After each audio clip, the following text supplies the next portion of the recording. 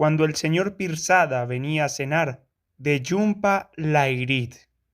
En el otoño de 1971, un hombre solía venir por nuestra casa con golosinas en los bolsillos y la esperanza de determinar si su familia estaba viva o muerta. Era el señor Pirzada, oriundo de Dhaka, la actual capital de Bangladesh, entonces parte de Pakistán. Ese año, Pakistán estaba sumido en la guerra civil. La frontera oriental, donde Dhaka estaba enclavada, luchaba por su autonomía contra el régimen gobernante en el oeste. En marzo, Dhaka fue invadida, incendiada y bombardeada por el ejército pakistaní. A empellones, los maestros fueron sacados a la calle y fusilados. Las mujeres fueron arrastradas a los barracones para ser violadas. A fines de ese verano, se hablaba de 300.000 muertos. En Dhaka, el señor Pirzada tenía una casa de 3 pisos, un empleo como profesor de botánica en la universidad, una mujer con quien llevaba 20 años casado y 7 hijas de entre 6 y 16 años, cuyos nombres de pila comenzaban por la letra A. La idea fue de su madre, explicó un día, mientras sacaba de la cartera la fotografía en blanco y negro de 7 niñas en un picnic, las trenzas orladas con lazos, sentadas en hilera con las piernas cruzadas, comiendo pollo con curry en hojas de banano. ¿Cómo puedes saber cuál es cuál? Ayesa, Amira, Amina, Asisa. La cosa es complicada. Una vez por semana, el señor Pirzada escribía a su mujer y enviaba tebeos a cada una de sus 7 hijas, pero, como casi todo en Dhaka, el correo había dejado de funcionar y el señor Pirzada llevaba más de 6 meses sin saber de ellas. A todo esto, el señor Pirzada estaba todo el año en América después de que el gobierno de Pakistán le hubiera concedido una beca para estudiar el follaje de Nueva Inglaterra. La primavera y el verano los había pasado recabando datos en Vermont y Maine. En otoño se había trasladado al norte de Boston, a la ciudad universitaria donde residíamos, para escribir un pequeño tratado sobre sus descubrimientos. La beca recibida constituía un gran honor, pero, una vez convertida en dólares, distaba de ser generosa. En consecuencia, el señor Pirzada vivía en una habitación de la residencia para alumnos, sin cocina o televisor propios. Por eso venía a nuestra casa a cenar y ver el noticiero de la noche. Al principio yo no tenía idea de su razón para visitarnos. Yo tenía 10 años y no me sorprendía que mis padres, nativos de la India y con varios conocidos indios en la universidad, invitaran al señor Pirzada a cenar. La universidad era pequeña, de estrechos caminillos de ladrillo rojo y blancos edificios columnados, y estaba situada en las afueras de una población que parecía aún menor. El supermercado no contaba con aceite de mostaza. Los médicos no visitaban a domicilio. Los vecinos nunca se acercaban por casa sin ser invitados. Eran cosas sobre las que mis padres se quejaban con frecuencia.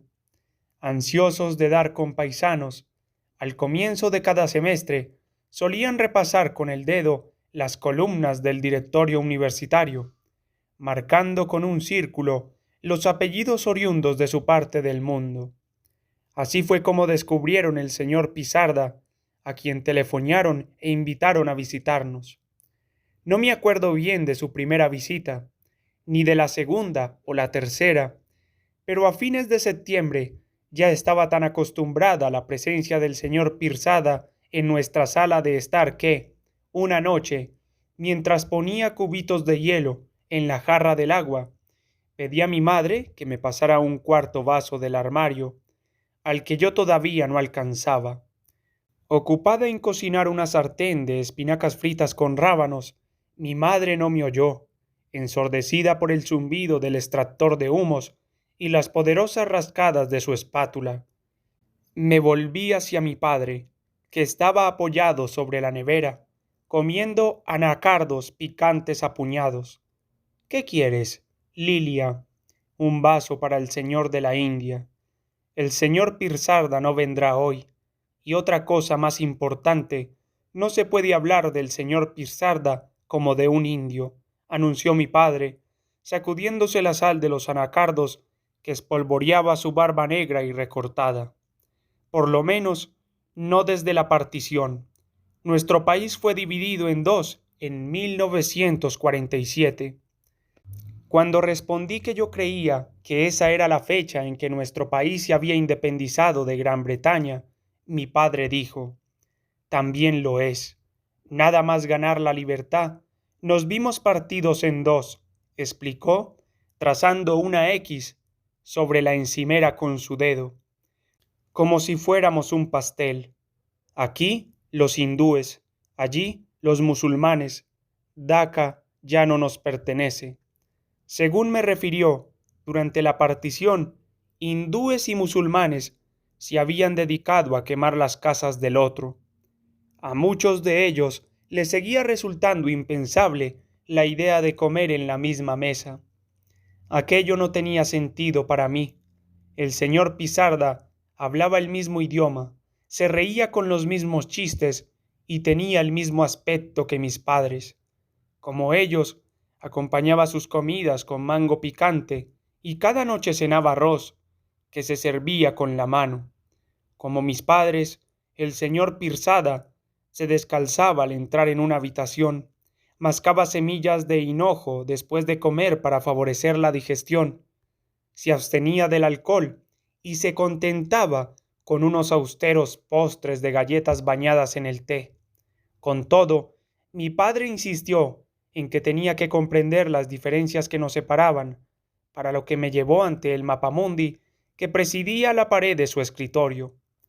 Parecía preocuparle la posibilidad de que el señor Pisarda se ofendiera si yo le trataba de indio, y eso que a mí me parecía improbable que el señor Pirsada se ofendiera por cosa alguna. El señor Pirsada es bengalí, pero también es musulmán, me informó mi padre. Por eso viene del Pakistán oriental y no de la India. Su dedo cruzó el Atlántico y recorrió Europa, el Mediterráneo y Oriente Medio hasta llegar al enorme diamante anaranjado que mi madre una vez me describiera como una mujer vestida con un sari y con el brazo extendido. Algunas ciudades aparecían marcadas con un círculo y conectadas por una línea, denotando los viajes de mis padres y el lugar de su nacimiento. Calcuta, señalada con una pequeña estrella de plata. Yo solo había estado allí una vez y no tenía recuerdo del viaje. Ya lo ves, Lilia, es un país diferente, de otro color, dijo mi padre. Pakistán aparecía en amarillo, no en naranja. Observé que estaba dividido en dos partes, una de ellas mucho mayor que la otra, separadas por una gran extensión de territorio indio, como si California y Connecticut formasen una nación diferenciada de Estados Unidos. Los nudillos de mi padre repiquetearon levemente sobre mi cabeza. Por supuesto, habrás oído cómo está la situación hoy día. Sabrás que Pakistán Oriental está luchando por su soberanía. Dije que sí con la cabeza, sin tener idea de dicha situación. Volvimos a la cocina, donde mi madre se ocupaba en colar el arroz hervido. Mi padre abrió una lata que abría sobre la encimera y fijó la mirada en mí sobre la montura de sus gafas, sin dejar de servirse más anacardos. ¿Qué es lo que aprendes ahora en la escuela? ¿Historia? ¿Geografía? Lilia tiene mucho que aprender en la escuela, apuntó mi madre. Ahora vivimos aquí. Ella ha nacido aquí. Mi madre parecía de veras orgullosa de eso, como si la cosa formara parte de mi carácter. Según pensaba, y a mí no se me escapaba, yo podía contar con una existencia segura, una vida fácil, una buena educación, todo tipo de oportunidades en la vida. Nunca tendría que alimentarme bajo racionamiento, sufrir un toque de queda contemplar unos disturbios desde mi tejado o esconder a un vecino en el depósito del agua para salvarle del fusilamiento, como ella y mi padre habían tenido que hacer. Con lo que nos ha costado encontrarle una escuela decente, la pobre tiene que estudiar hasta cuando hay apagón, a la luz de un quinquet. La pobre no para, con tanto examen y tanto tutor. Mi madre pasó la mano por sus cabellos, recogidos en un moño adecuado a su trabajo a tiempo parcial como cajera en un banco. ¿Cómo quieres que sepa alguna cosa sobre la partición? Y deja de comer anacardos de una vez. Pero, ¿qué es lo que les enseñan sobre el mundo? Mi padre agitó la lata de anacardos en su mano. ¿Qué es lo que aprende en la escuela? Aprendíamos la historia de Estados Unidos, por supuesto, así como la geografía de Estados Unidos, ese año y todos los años, por lo que parecía, empezábamos por estudiar la Guerra de Independencia. Los autobuses escolares nos llevaban de excursión a la roca de Plymouth, el Sendero de la Libertad y el monumento situado en la cima de Bunker Hill. Con papel recortable de colores, hacíamos dioramas en los que mostrábamos a George Washington en el momento de cruzar las revueltas aguas del río Delaware y hacíamos muñecos en los que se representaba al rey Jorge con medias blancas y un lazo negro en el pelo. En los exámenes nos daban mapas en blanco de las 13 colonias, que debíamos completar con nombres, fechas, capitales. Era algo que yo sabía hacer con los ojos cerrados. La noche siguiente, el señor Pirzada llegó a las 6 en punto, como de costumbre. Aunque ya no eran extraños, desde la primera vez que se conocieran, mi padre y él tenían por costumbre saludarse con un formal apretón de manos. Pase usted, amigo mío. Lilia, el abrigo del señor Pirzada, por favor. El señor Pirzada entró en el recibidor, impecablemente vestido con su traje y bufanda, con una corbata de seda anudada al cuello. Cada noche se presentaba ataviado en similares tonos marrón chocolate, aceituna o ciruela. Hombre robusto, aunque tenía los pies planos y la barriga algo prominente, siempre se las arreglaba para mantener el porte erguido, como si cargara a perpetuidad con una maleta de peso similar en cada mano. De sus orejas brotaban sendas matas de pelo gris que parecían protegerle del desagradable tráfico de la vida. Tenía ojos de espesas pestañas, sombreados por un trazo de alcanfor, unos generosos mostachos juguetonamente erectos en las puntas y una verruga similar a una pasa aplastada en el centro justo de la mejilla izquierda. En la cabeza vestía un fez negro confeccionado con lana de cordero persa y asegurado con horquillas, del que jamás le vi descubierto. Aunque mi padre siempre se ofrecía a recogerle en coche, el señor Pirzada prefería venir caminando desde su residencia, a unos 20 minutos de nuestro barrio, estudiando los árboles y arbustos por el camino. Cuando por fin llegaba a casa, tenía los nudillos sonrosados por obra del frío aire del otoño. Me temo que soy un nuevo refugiado en territorio indio. Se habla de 9 millones de ellos, según el último recuento, comentó mi padre. El señor Pirzada me pasó su abrigo, pues a mí me incumbía colgarlo de la percha que había al pie de la escalera. El abrigo estaba confeccionado en lana gris y azul de excelente calidad. Tenía el forro rayado y botones de cuerno, así como un leve aroma a lima en su tejido. No exhibía marca alguna en su interior, a excepción de una etiqueta cosida a mano que proclamaba Z. Sayed Sastrería, en una cursiva bordada en lustroso hilo negro. Algunos días, una hoja de arce o abedul aparecía encajada en un bolsillo. El señor Pirzada se desató los zapatos y los puso junto al zócalo. Una pasta dorada aparecía fijada en las punteras y tacones como resultado de caminar a través de nuestro jardín húmedo y sembrado de hojas. Tras librarse de toda la parafernalia, el señor Pirzada acarició mi garganta con sus dedos cortos e inquietos, como quien tantea la solidez de una pared antes de clavar un clavo. A continuación, siguió a mi padre hasta la sala de estar, donde la televisión desgranaba las noticias locales. Nada más sentarse ambos, mi madre salió de la cocina con un platillo de kebabs de carne especiada, acompañados con salsa chutney con cilantro. El señor Pirzada se llevó uno a la boca. Me gustaría pensar, añadió, cogiendo un segundo kebab, que los refugiados de Daca reciben tan magnífica alimentación. Por cierto, ahora que me acuerdo, el señor Pirzada rebuscó en el bolsillo de su americana y me entregó un pequeño huevo de plástico lleno de corazones de canela. Para la señora de la casa, declaró, con una casi imperceptible reverencia sobre sus pies planos.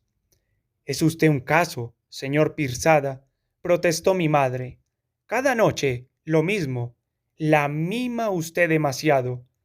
Me gusta mimar a quien, como ella, nunca será una niña mimada. Era un momento curioso para mí, un momento para el que siempre me preparaba con una mezcla de aprensión y deleite. Aunque me encantaba estar frente a la voluminosa elegancia del señor Pirzada y me halagaba la leve teatralidad de sus atenciones, me desazonaba la extraordinaria soltura de sus gestos, que, por un instante, me llevaban a pensar en mí como en una extraña en mi propio hogar. La cosa se había convertido en un ritual entre nosotros y, durante bastantes semanas, antes que estuviéramos más acostumbrados el uno al otro, era la única ocasión en que se dirigía a mí directamente. Yo no tenía respuesta, no ofrecía comentario, ni dejaba escapar reacción visible a la continua sucesión de caramelos rellenos de miel, trufas de frambuesa y rollos de pastillas para la tos. Ni siquiera podía darle las gracias. La única vez que lo hice, con ocasión de un espectacular chupachutz de menta envuelto en retorcido celofán púrpura, su respuesta fue: ¿a qué vienen tantos agradecimientos? La cajera del banco me da las gracias, el encargado de la tienda me da las gracias, la bibliotecaria me da las gracias cuando le devuelvo un libro con retraso, la operadora de Internacional me da las gracias cuando intento hablar con Daca y no consigue conexión. Si me llegan a enterrar en este país, no dudo que me darán las gracias en mi propio funeral.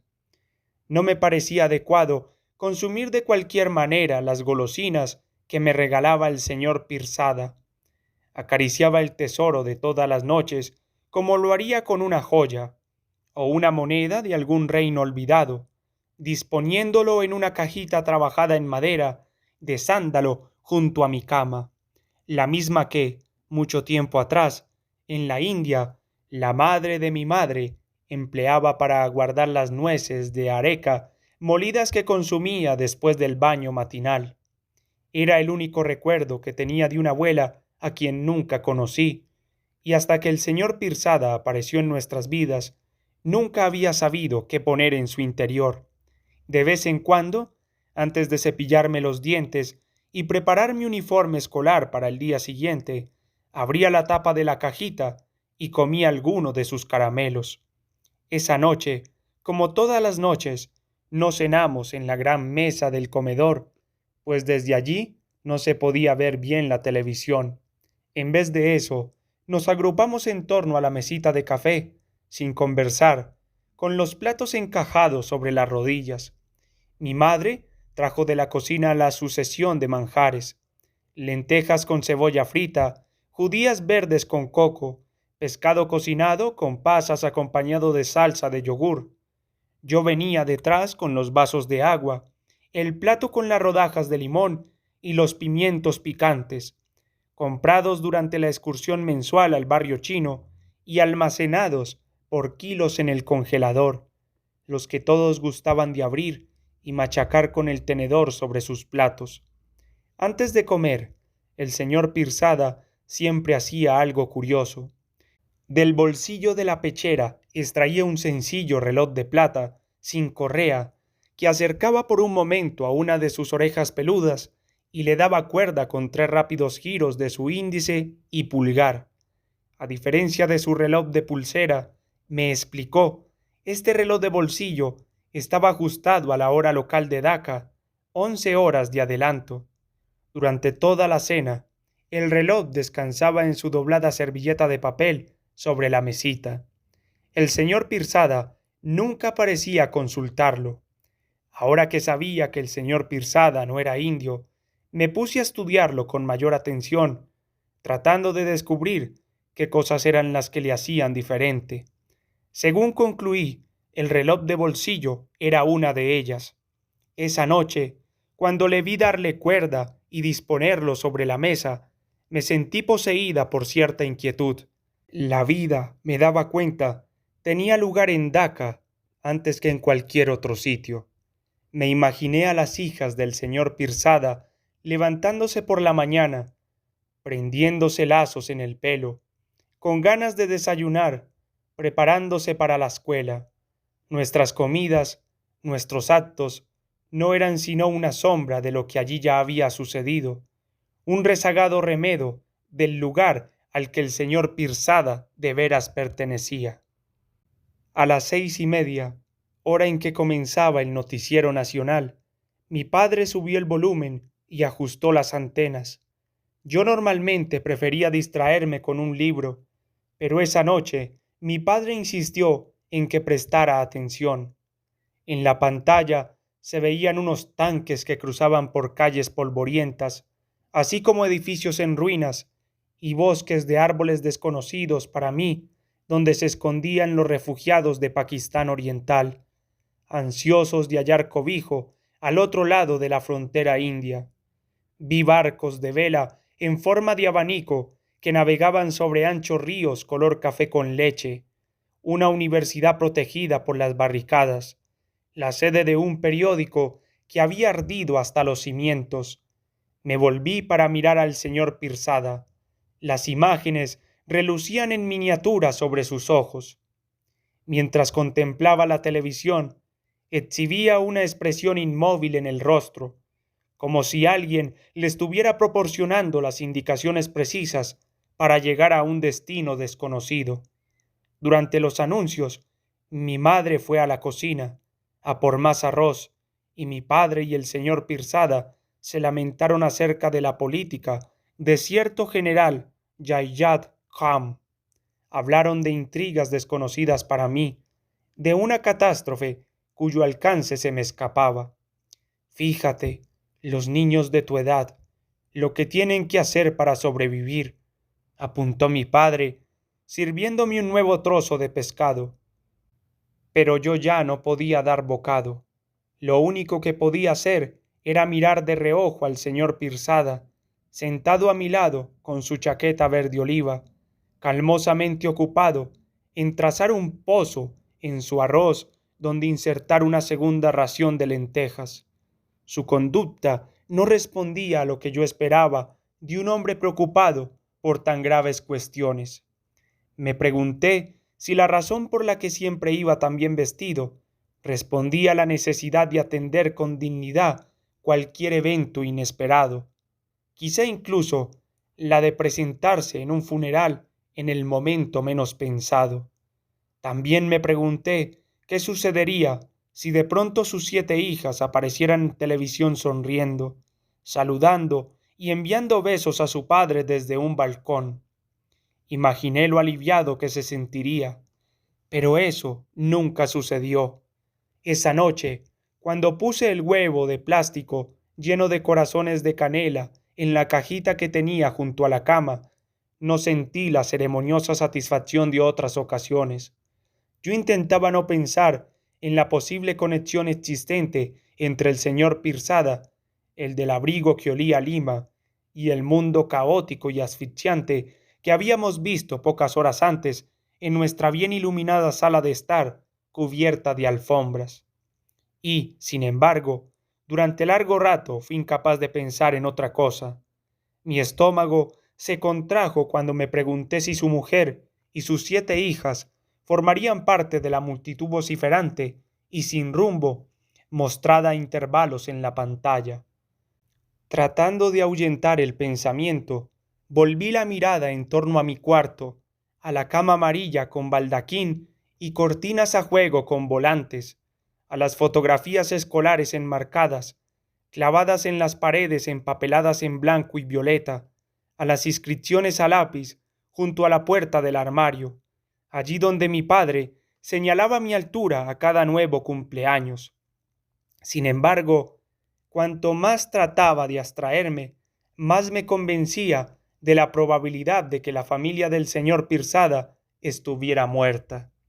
Al cabo de un rato, seleccioné una pastilla de chocolate blanco de la cajita, le quité el papel y al fin hice algo que nunca había hecho hasta entonces. Me llevé el chocolate a la boca, aguanté hasta que se fundió por completo y finalmente, mientras lo mascaba con lentitud, recé porque la familia del señor Pirzada estuviera bien y a salvo de todo mal.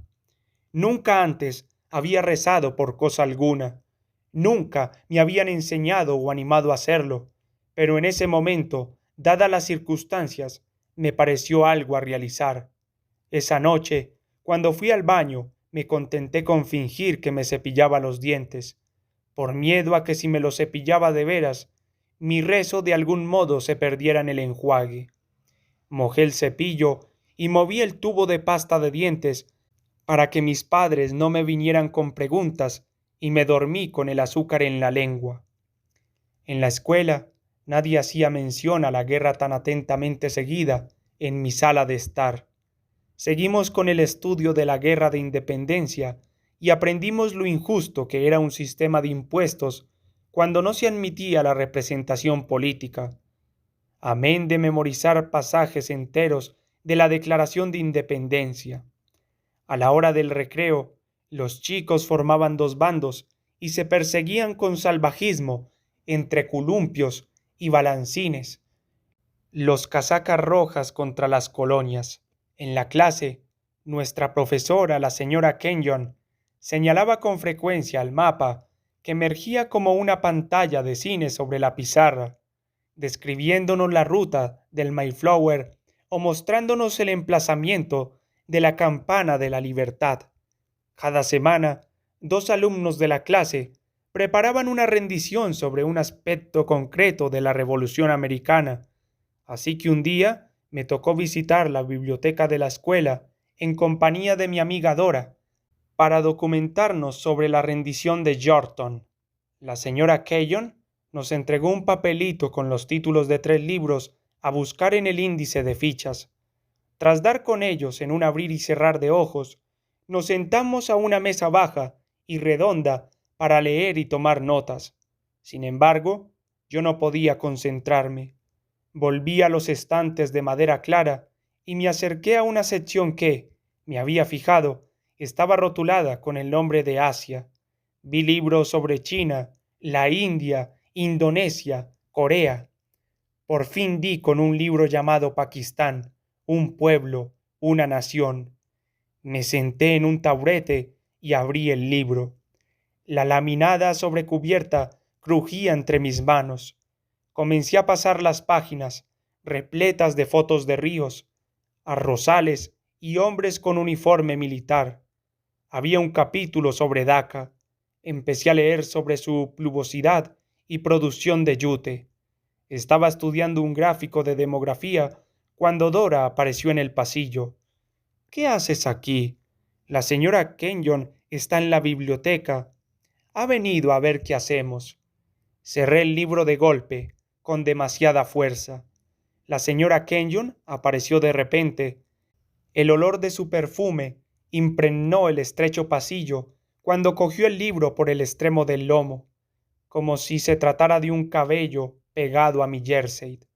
La señora Kenyon examinó la cubierta y fijó la mirada en mí. ¿Estás leyendo este libro para preparar tu redacción, Lilia? No, señora Kenyon. Entonces, no veo que te sirva de nada, declaró, reponiéndolo en su estrecho hueco en la estantería. ¿No te parece? A medida que pasaban las semanas, cada vez se hacía más raro ver imágenes de Dhaka en las noticias. Las noticias sobre dicha ciudad ahora aparecían tras la primera tanda de anuncios, a veces tras la segunda. La información que de allí llegaba estaba censurada, bloqueada, restringida, dirigida. Algunos días, muchos días, solo se mencionaba la cifra de muertos, después de unas frases rutinarias sobre la situación general. Otro poeta más había sido ejecutado. Nuevas aldeas habían sido incendiadas. A pesar de todo eso, noche tras noche, mis padres disfrutaban de su cena larga y pausada en compañía del señor Pirzada. Después de apagar la televisión y lavar y secar los platos, contaban chistes y anécdotas y mojaban las galletas en el té. Cuando se cansaban de hablar de política, hablaban de la marcha del libro del señor Pirzada sobre los árboles caducifolios de Nueva Inglaterra, de la oferta hecha a mi padre para convertirse en profesor titular, o de las curiosas costumbres alimenticias que mi madre había observado entre sus compañeros americanos del banco. Aunque siempre terminaban enviándome arriba a hacer los deberes, seguía escuchándoles a través de la alfombra mientras bebían más té y oían cassettes de Kishore Kumar, mientras jugaban al Scrabble en la mesita, entre risas y discusiones que se prolongaban hasta bien entrada la noche acerca de la ortografía de las palabras inglesas. Yo quería estar con ellos, más que nada para consolar de algún modo al señor Pirzada, pero, aparte de consumir alguna golosina en honor a su familia y rezar por su bien, yo nada podía hacer.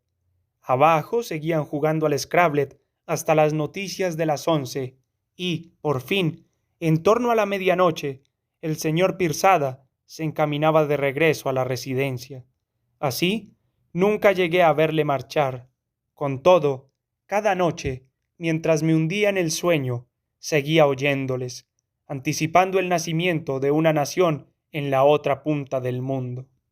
Un día de octubre, el señor Pirzada preguntó, nada más llegar: ¿qué son esos grandes frutos anaranjados que hay en todas las puertas? Parecen algún tipo de sidra. Son calabazas, respondió mi madre. Lilia, recuérdame que compre una en el supermercado. ¿Y por qué las ponen en las puertas? ¿Para qué sirven? Para huecarlas y hacer una lámpara, expliqué, con una mueca feroz. Así, para dar miedo a la gente. Ya veo, dijo el señor Pirzada, con una sonrisa maliciosa. Parecen muy útiles. Al día siguiente, mi madre compró una calabaza de 5 kilos, gorda y redonda, que situó sobre la mesa del comedor. Antes de la cena, mientras mi padre y el señor Pirzada miraban las noticias locales, me invitó a decorarla con mis rotuladores, pero yo lo que quería era tallarla a cuchillo, al estilo de otras calabazas que había visto en el barrio. Eso mismo, vamos a tallarla, aprobó el señor Pirzada, levantándose del sofá. Esta noche las noticias pueden esperar. Sin hacer pregunta alguna, el señor Pirzada entró en la cocina, abrió un cajón y volvió a la sala armado con un largo cuchillo de sierra. Su mirada buscó la mía en señal de aprobación. ¿Me dejas? Asentí con la cabeza. Por primera vez nos reunimos en torno a la gran mesa del comedor, mi madre, mi padre, el señor Pirzada y yo. Mientras las imágenes seguían sucediéndose en el televisor, sin que nadie les prestara atención, cubrimos la mesa con periódicos. El señor Pirzada plegó su americana sobre la silla que tenía a sus espaldas, se quitó un par de gemelos con un ópalo inscrito y se subió las almidonadas mangas de su camisa. Lo mejor es comenzar por arriba, así, expliqué, señalando con mi dedo índice. El señor Pirzada efectuó una primera incisión e hizo girar el cuchillo. Cuando el círculo se cerró, alzó la tapa por el rabo. La tapa salió sin dificultad. El señor Pirzada acercó su rostro a la calabaza para inspeccionar e inhalar su contenido. Mi madre Le pasó una larga cuchara metálica con la que destirpó el interior hasta que los últimos restos de fibra y semillas hubieron desaparecido. A todo esto, mi padre separaba las semillas de la pulpa y las ponía a secar en un mantelillo de papel, a fin de tostarlas después. Dibujé 2 triángulos sobre la superficie acabollanada, señalando así los ojos que el señor Pirzada se apresuró a trabajar, seguidos de medialunas para las cejas y un nuevo triángulo para la nariz. Ya solo quedaba la boca, pero los dientes eran lo más difícil. Vacilé un instante. ¿Sonrisa o enfado? Pregunté. Tú decides, dijo el señor Pirzada. A modo de solución de compromiso, dibujé una especie de mueca, ni lastimera ni amistosa, de lado a lado de la calabaza. El señor Pirzada empezó a tallar con toda naturalidad, como si llevara toda la vida tallando lámparas de calabaza. Casi había terminado cuando empezó el noticiero nacional. Un reportero mencionó el nombre de Daca y todos volvimos el rostro a la escucha. Un dirigente indio declaró que si el mundo no contribuía a aliviar la suerte de los refugiados de Pakistán Oriental, la India se vería obligada a entrar en guerra con el Estado pakistaní. Al apuntar la información, el reportero tenía el rostro empapado en sudor. En vez de vestir americana o corbata, su aspecto más bien era el de quien está preso a sumarse a la batalla. Mientras gritaba instrucciones a su cámara, el periodista se protegía con la mano el rostro requemado por el sol. El cuchillo se le fue de la mano al señor Pirzada, rajando la calabaza hasta su base. Le ruego que me disculpen. El señor Pirzada acercó la mano a un lado de su cara, como si alguien le hubiera bofeteado. Yo lo siento mucho. Les compraré otra. Mejor será intentarlo otra vez. No se preocupe, no se preocupe, dijo mi padre, tomando el cuchillo de su mano y tallando en torno a la raja hasta obtener una línea regular, descartando los dientes dibujados por mí. Lo que resultó fue un agujero desproporcionadamente grande, del tamaño de un limón, que confería a nuestra lámpara cierta expresión de plácido asombro, sin que las cejas resultaran ya feroces, desvaídas en helada sorpresa sobre una mirada geométrica y vacía. Por Halloween me disfracé de bruja. Dora, mi compañera de reparto, también iba de bruja. Vestíamos capas negras confeccionadas con fundas de almohada teñidas de ese color y sombreros cónicos con anchas bandas de cartón. Nos coloreamos el rostro de verde con una rota pieza de sombra de ojos donada por la madre de Dora. Mi madre nos dio 2 sacos de arpillera que antaño contuvieron arroz bastami a fin de guardar las golosinas que nos regalaran. Nuestro plan consistía en caminar de mi casa a la de Dora, desde donde telefonearía para avisar de que había llegado sana y salva antes de que la madre de Dora me devolviera en coche a casa. Mi padre nos equipó con sendas linternas y me instó a ponerme mi reloj, que sincronicé con el suyo. No debíamos volver más tarde de las 9. Al presentarse esa tarde, el señor Pirzada me obsequió una cajita de pastillas de menta recubiertas de chocolate. Póngala aquí, conminé, abriendo el saco de arpillera. Un caramelo o le doy un susto. Me parece que mi contribución está de más esta noche, declaró, metiendo la cajita en el saco. El señor Pirzada contempló mi rostro pintado de verde y el sombrero sujeto a mi barbilla con un hilo. Con cuidado, levantó el borde de mi capa, bajo la que vestía jersey y chaquetilla de lana con cremallera. ¿Ya vas bien abrigada? Asentí con la cabeza. El sombrero se me la dio. El señor Pirzada lo devolvió a su posición original, comentando: así está mejor. Al pie de la escalera había una hilera de diminutas cestas con caramelos. Al descalzarse, el señor Pirzada no dejó los zapatos allí, como normalmente hacía, sino que los metió en el armario.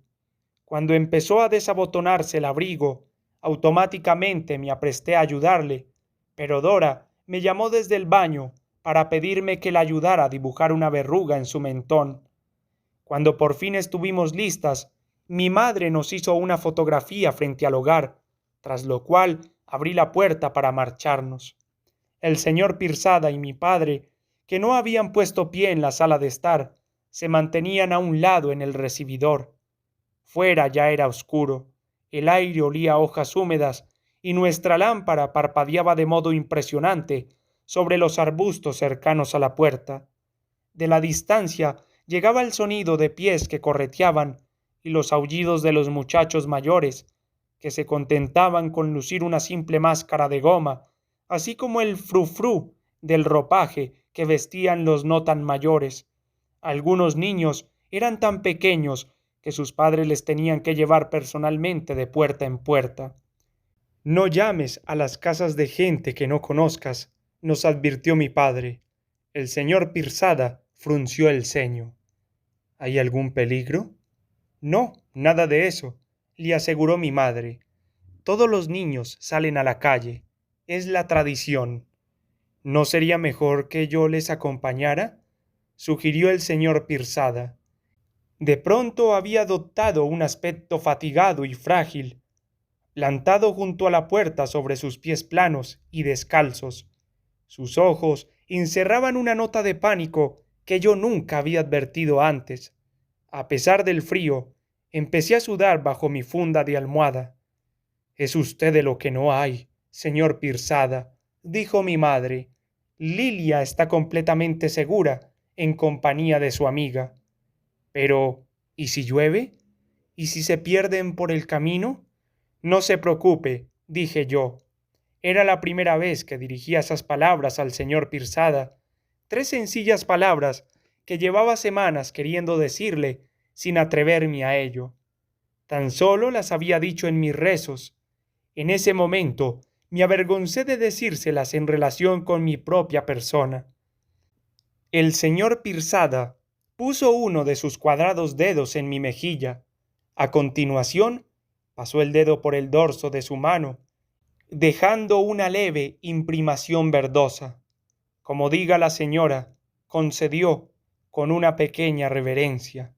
Salimos, tambaleándonos ligeramente sobre nuestros puntiagudos zapatos negros adquiridos en alguna tienda de beneficencia. Al llegar a la entrada del jardín, nos volvimos para despedirnos con la mano. De pie frente a la puerta, empequeñecido entre mis padres, el señor Pirzada nos devolvió el saludo. «¿Cómo es que ese señor quería venir con nosotras?», preguntó Dora. «Es que sus hijas están desaparecidas». Nada más decirlo, me arrepentí de haberlo hecho. Sentí como si mis palabras trocaran aquello en realidad, como si las hijas del señor Pirzada de veras hubieran desaparecido para que él nunca volviera a verlas. «¿Quieres decir que las han secuestrado?», continuó Dora. «¿En un parque? ¿O algún lugar así?». No quería decir que estaban desaparecidas, sino que las echa mucho de menos. Sus hijas viven en otro país y lleva mucho tiempo sin verlas. Eso es todo. Fuimos de casa en casa, adentrándonos en jardines y llamando a un timbre tras otro.